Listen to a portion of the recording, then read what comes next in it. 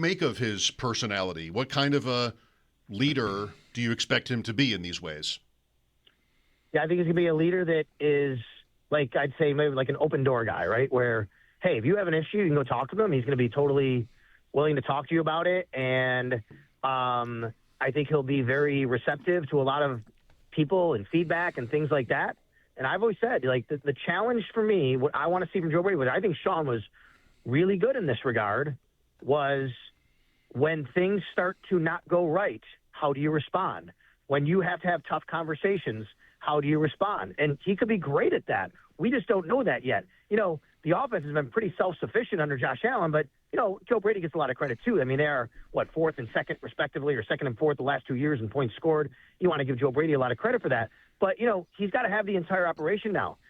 He didn't have to deal with defensive players. He didn't have to deal with special teams.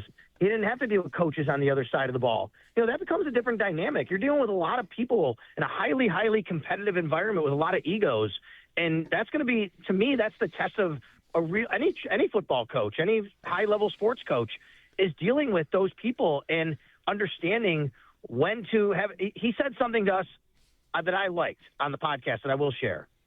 And he said, use me and Matt as examples. He said, you know, maybe Sal's the type of guy that you got to kind of ride him and get on him a little bit and really have a tough conversation with him, where Matt might be the kind of guy where you got to have a shoulder to lean on and let him understand and have him kind of, you know, spew his emotions to you a little bit and understand that. And he said, and that's the mark of having, you know, those relationships.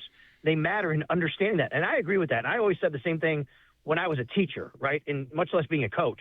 You had 30 kids in a classroom. They're all different. And some of them, you got to treat them, you got to treat each individual personality different because they are different. And you have to try to tap and get the most out of them because of that. This is